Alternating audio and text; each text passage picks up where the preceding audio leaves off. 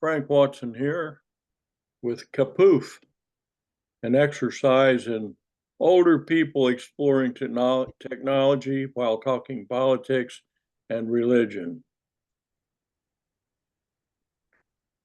With me is John Lowe, and hopefully Tom Probasco will join us at some point, but he had workmen show up 2.5 hours early. So I'm still connecting here, Frank. huh? I'm still adjusting my screen here. I think I'm all Yeah. right now. Okay. Okay. So we're waiting for Tom, and so he may not make it, huh? You suppose, huh? Well, if he makes it, it'll probably be late, but we'll see. In the Well, meantime, uh, I'm uh, I'm getting ready. I've got a surgery today on my shoulder. The patch of skin cancer up here that's got to come off and get replaced by some skin up under here. yeah, yeah. Well, I'm sorry to have to go through that, but considering the alternative, I guess you have to do what you have to do, right? Well, yeah, and I'm just really glad that we've got doctors that can do it. I'm uh, So we must be thankful for God's way of working through medicine and science and all those things. any And way God wants to.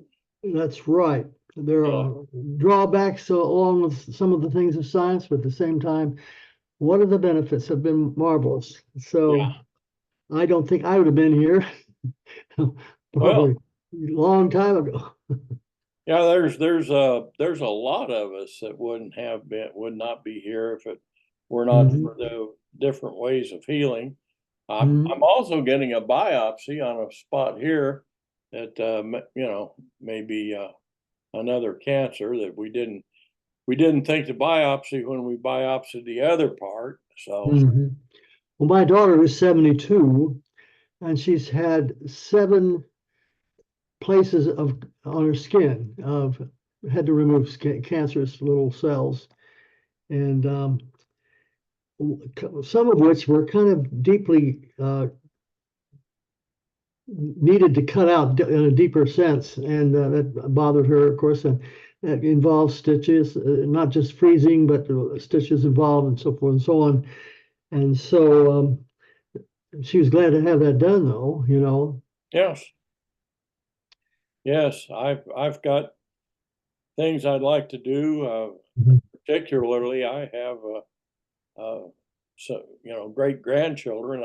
I'd like to see them grow and thrive, uh, Mhm. kids that are needing needing to have dad around for a while, and I'd like to be here for them. But I figure if I'm not here for them on this side of the veil, I'll be here for them on the other side. That's right. And you certainly have a lot to give in the very thing we're doing right now.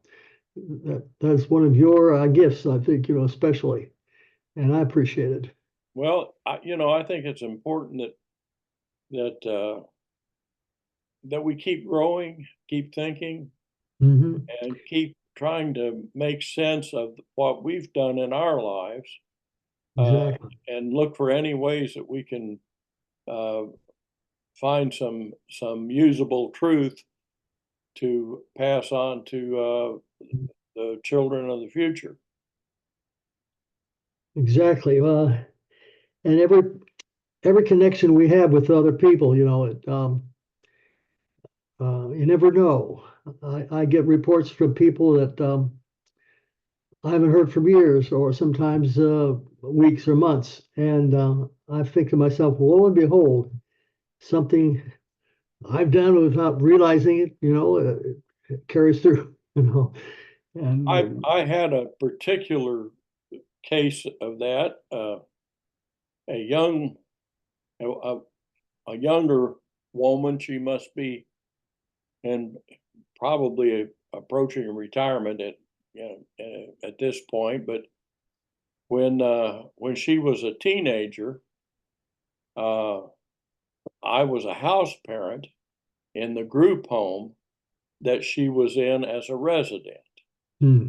And she was the only African American girl among 7 girls. And she had some, some problems adjusting and panic attacks. And so they diagnosed her with something and put her in Central State, I think it was.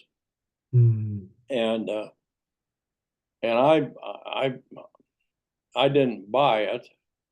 So I asked if she could, if I could check her out and take her to my philosophy class, because she was very bright.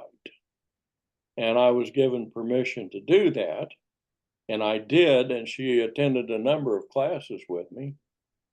And a couple of years ago, I get a message from her on Facebook. And she was so pleased to find me. She said I had saved her life. Yeah. And Yeah. and we're still in touch. And I think that she's probably, she's kind of at that point in life where she's looking at her life and saying, are there some things that I should be doing that I'm not doing? She's questioning her life. And I just suggested today that we might have some more philosophical discussions. Uh, and and uh, um, and hopefully we will. I suspect that the situation is more uh, spiritual than psychological. So, and just got a message from Tom Probasco somewhere here.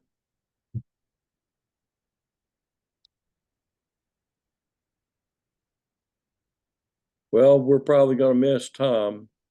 Uh, Tied up, huh? yeah,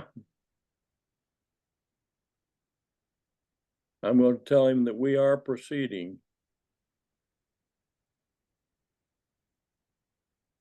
because I have to leave time for final preparations to go for the. Yeah. What time do you have to leave? Well, I have to leave about 12, but I've got stuff to do before I go. Well, we'll continue praying for you during those times of treatment and recovery. There'll probably be some stitches involved there. Probably going to be a bunch of them because they're going to Yeah, transplant a patch some of of skin. some of the good skin. Remember the old saying, passing and shaking hand. What was it? Give me your skin or something like that. Pass on your skin. Or it was a saying, something like that. It's Well, it's a miracle what they can do. I'm yeah. Last time we were talking, you and I, on the matter of economics and uh, the whole thing of there's that word again. I have a problem with that word. Uh, why? I don't know why. capitalism. Capitalism. I don't have to think cap, but something you put on your head. Yeah. Uh, um, and you had mentioned sharing the employers with and those who own property and so forth and share with the employees. And I told you that my experience as a part-time worker, I lived in California working for Sears and Roebuck under General Wood, who's the head of the company at that time. And they actually shared with the employees shares of Sears and Roebuck, as it, if they lived a certain length of time and certain merits, and even part-time workers could earn part-time vacation, believe it or not. And they didn't fire anyone unless they were dishonest or something like that. But if it didn't work out, say, in selling paint or wasn't in the clothing, they might find somewhere else. And I remember a particular case, this fellow did a whiz-bang job of selling television and became one of the best salesmen. So they kept him, of course, and he flourished. And the word that's often used for this sort of thing is distributism. Distributism. And this was recommended by Pope Leo XIII, who was a rather liberal pope back in the turn of the 1900s, at the end of 1800s and 1900. And he suggested this as far as Catholic economic theory. And this is being carried on by a Catholic priest in Basque Spain. There's a province there, and they're practicing what they call distributism. And the idea is that the farm, well, we have the same thing in America. We have the co-ops. So the farmers would share in a corporation, that they would cooperate with one another and serve one another and help one another in farming, over and against the big corporations of farming, with the big companies that I forget the name of one of the big ones in America, that they just, the huge farming companies. Do you know what that would be, the name of it? I forget it. AF something or other. And so that the little farmer can compete with these huge corporations, farming corporations, whereby the little farmer is, actually shareholders in this larger corporation. Mm-hmm. And this can be done in factories. So not only would there'd be the labor union, but the employees would actually participate in. It would be very democratic type of ownership. And so this is being carried on in this Basque. It's way up there in the northeast, or northwest area of Spain. And so I don't know how that's working, but I know that there's a province there that practices that pretty prevalently. Now, I'm sure they have problems like any system, but it sounds rather good to me. What do you think? Well, we have comparable things with Farm Bureau Co-op, Yeah, right. and I think there are inherent problems in any organized group of people where power is involved, because And politics. politics and power is addictive, very addictive, and that's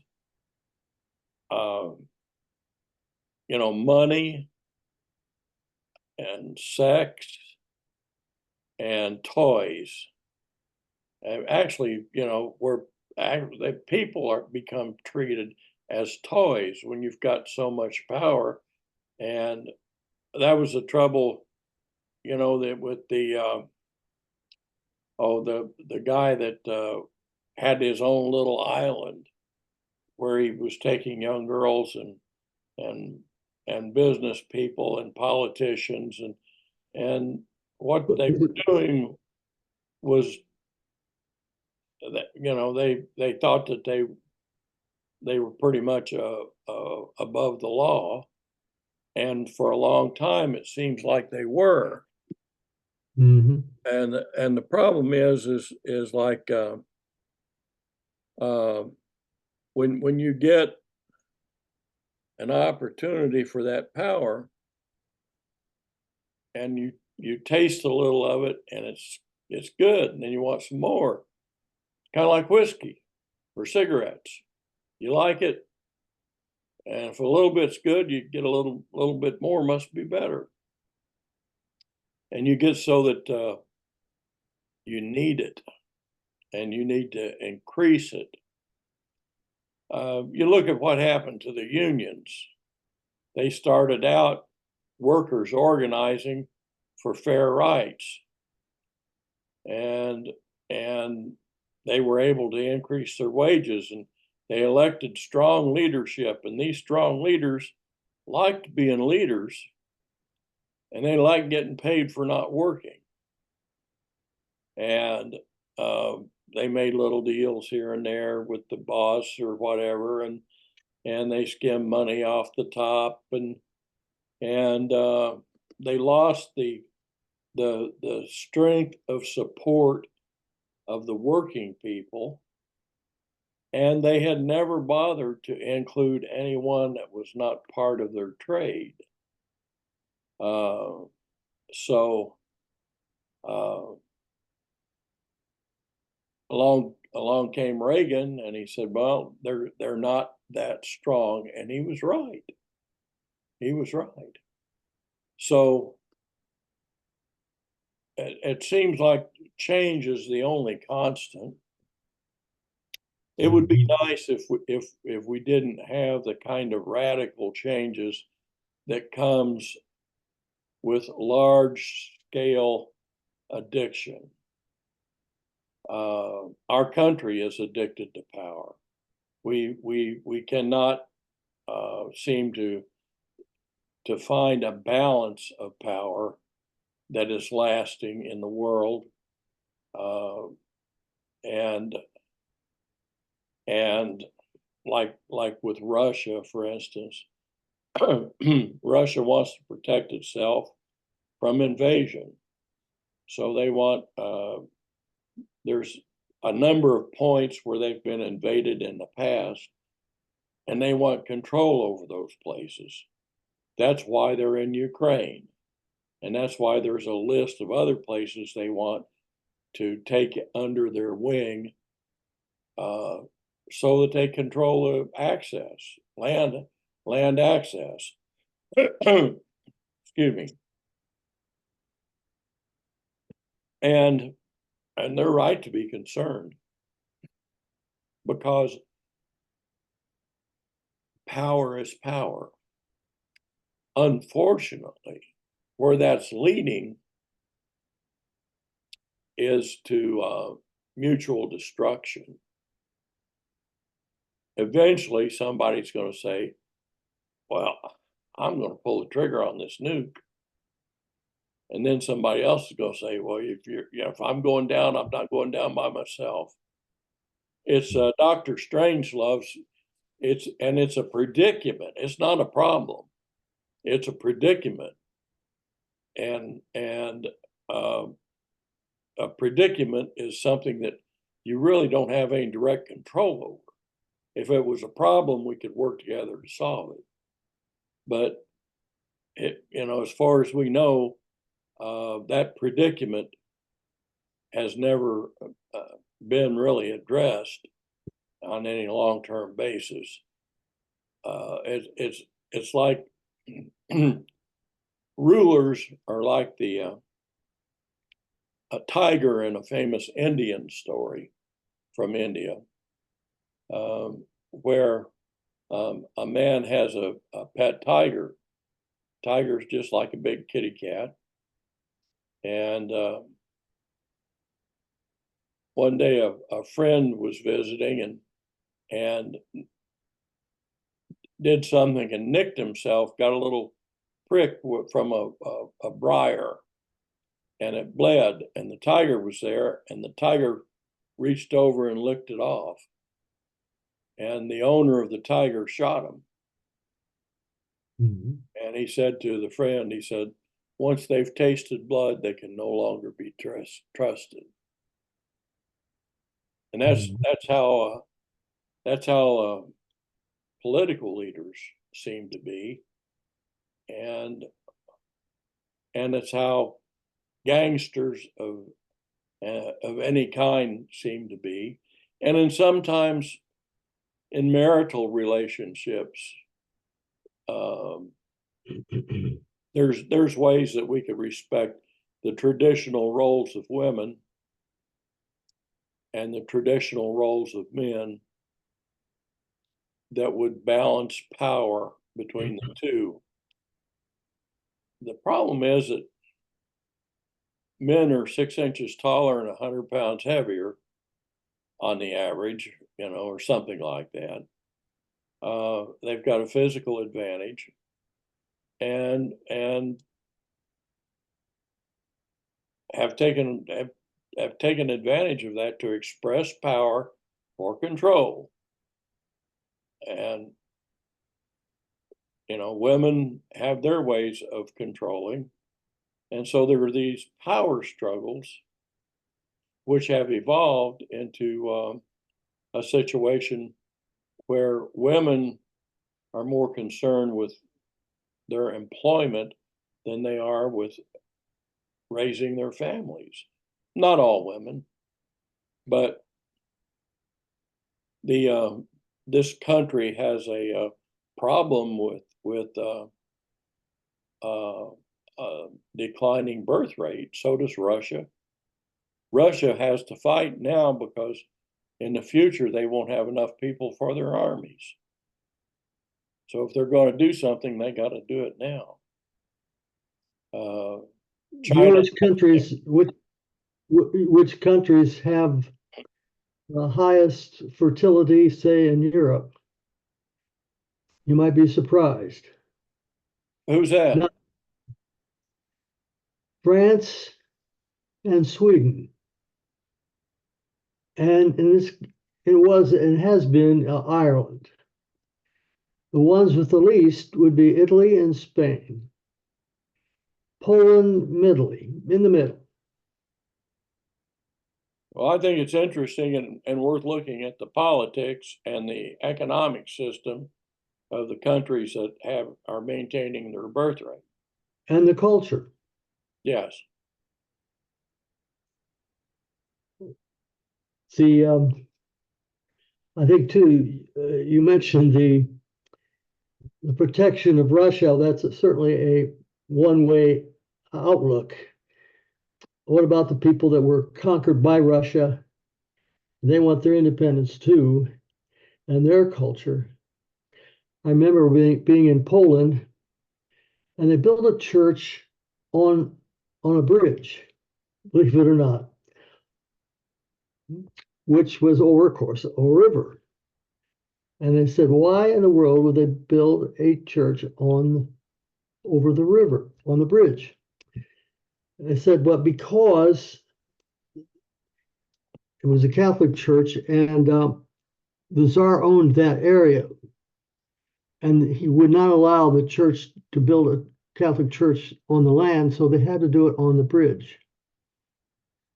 So Russia had possession of Poland in that area. Well, when I say the protection of Russia, that's one way of looking at it from their point of view. But there's the other side. So I want to make sure all these countries, the Balkan countries, and those countries have the misfortune of geographical situations that control land access through their countries to Russia. You feel sorry for Poland. Good night, they've had it from every direction. Yeah. And Finland is a socialist country, but they're certainly not communist. So, it's interesting to see the different points of view. And in America here, I was watching Kelsey Grammer, I guess his name is, used to be Frazier on TV, on the Civil War, and how bloody that war was. Oh, that was a bad one. Abstractly I knew that, but he of course reviewed the battles and all that was, and they of course portrayed it very well. And the Battle of Vicksburg, for instance, with Grant, and what it took to defeat the entrenched town there of Vicksburg, being on the Mississippi River and protected by various natural means, and the fortifications were almost impenetrable. Well, anyway, how very, very bloody it was. And I could see, you mentioned Russia, I could see how that they might, accuse America for, we had a civil war, protect certain provinces. Yeah. And we also had the war with Mexico and annexed what we have is Texas, probably parts of California. And so we have that in our history too. Oh, our history is bloody, and Right. Yeah. it's we talk about indigenous rights in China or other places in the world, but look what we have done with native populations in the U.S. We've made treaties and broke them. Most recently, the oil pipeline that was scheduled to go through the Sioux Reservation out in the Dakotas, and it's over the largest freshwater aquifer in the U.S. And though water is sacred, Mhm. the Sioux believe it's sacred. It was crossing their territory. They said no. And John, it was something. I watched that closely, and I knew people that were involved in it. And when I saw the different indigenous representative groups from all over the world marching in costume, in their native costumes, to that, I was just floored. I would have liked to have seen that. It was something. How did you see it? You weren't there, or did you watch No, it on it was televised, televised? That's and one good thing about television. You're right there. In a lot of cases, they're in a positive way, yes, not always negative. and there were uh, I'm sure there's video of it.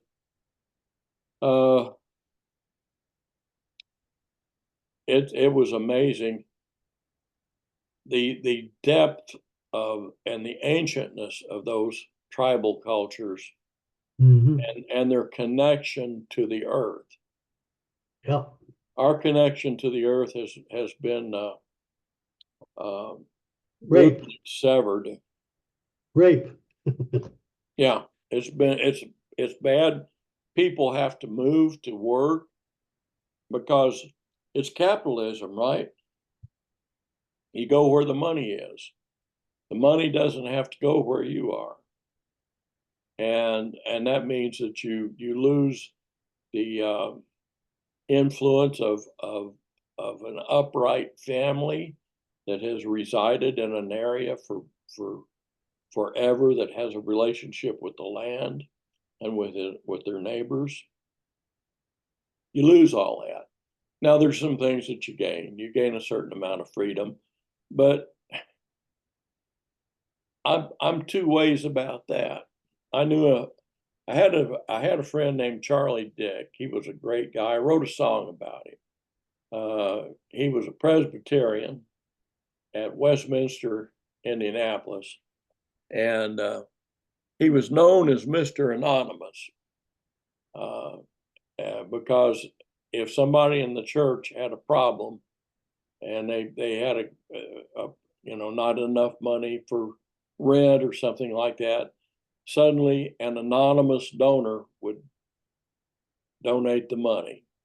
He was a retired civil engineer. He he'd hoboed around the country building bridges and dams and stuff like that. And he was really frugal. He didn't waste anything, but he had money in the bank, and he had a fund set up to buy shoes and winter coats for neighborhood kids that didn't have them. He was a wonderful man. We were talking.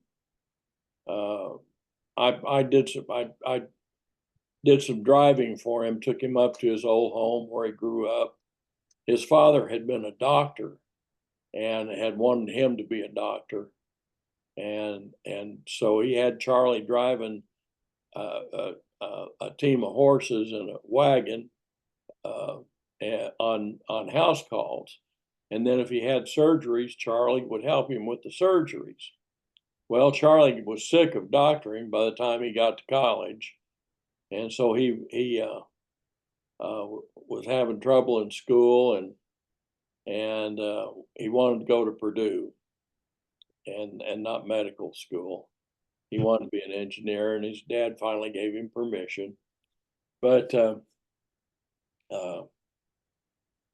we were talking about the country and the problems that we saw, and then we both agreed that there's no place else we'd want to live. But Charlie said we've got more country we've got more freedom in this country than was ever intended. Mm-hmm. And I think that certainly with children, you don't just turn children loose to run. You can't do that. They're not ready for that kind of freedom. And I think we have trouble adjusting our limits on freedom according. How do we define morality in such a way that the community standards can be respected and without being oppressive to those with sincere and different beliefs, and in the process not erode the stability of communities and of the country as a whole. We face that with abortion. And we face it with gun control. The problem that I see is that we're paying the politicians to fight about those things instead of find reasonable agreements. If they find a reasonable agreement, they can't do fund drives anymore with that problem, and they know how to use that problem to stage a fight and sell tickets. We have a lack of leadership, and honestly, we have a sincere ignorance among the population, and that's the price we pay for failure to educate. You think that let's go to the Constitution. You think that it's a problem of the Constitution? Well, I think that's one of the real battlegrounds right now, as far as both the south. I'm saying, south in a way, east directions are going to get out of the right and left wing extremists. It affects the Constitution, and so we have. One of the main things I brought about in this paper that I put out was really to be informative of what is going on. And there's a real attempt to change the Constitution. Probably would include both the left and wing extremists, but where you wouldn't think so on the right wing. The Republican Party has always been the party of law and order, and strong on the Constitution. And of course, freedom. And now it has become a semi-fascist, if not under the leader, a fascist movement, which wants to change the Constitution, and also the radical right wing evangelicals want to do away with the separation of church and state to make the Constitution and make the America an official Christian country. Now, as according to what you're saying, then, as far as morality is concerned, of course, that's their motivation. The motivation is to militate against the immorality and degradation of our morals in their country today. That's in their thinking and their motivation. So what do you think of that? Well, I think the one of the problem is as much rooted in an incomplete theory of capitalism as it is in the Constitution itself.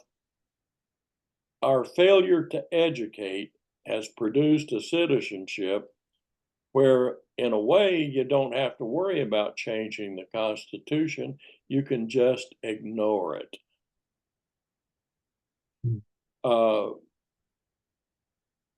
It is inconvenient when a founder like John Adams says, in no way should this country be considered a Christian nation. It's separate according to the Constitution and the firm intent of the founders. They did not want to get into the religious wars of Europe, and they sought to avoid that. Wisely, I think. And you take the settlers that came from Europe, wanted to get away from state control of religion. Yes. But what we've got is our population. We stopped teaching history, and we were never very good at it. I have found out much more about history in the past 20 years that was just completely ignored in school. And I have a stepson that's a middle school teacher, and they get a little bit of history in middle school, and that's it. But don't you think a lot of it is the means of educating in history? Well, yes. It came across as being strictly formal. Dates, and this happened then, and this happened there, and this guy, and this, that, so forth and so on, without a philosophy behind it. All goes back, in a sense, to philosophy and, of course, morality and theology, too. But without a philosophy behind it of what these movements meant and how it's applied to us today. But if you just think of it, these are events back in the past. It's all dead past. You see, young people. Well, who cares about that? How many people I've talked to? Many adults. Oh, I hated history. Learning all those dates and so forth and so on. Well, of course, you can understand. Part of it's the educational system, which has no too often. Well, extreme thing. Yeah. It suffered because we lacked educational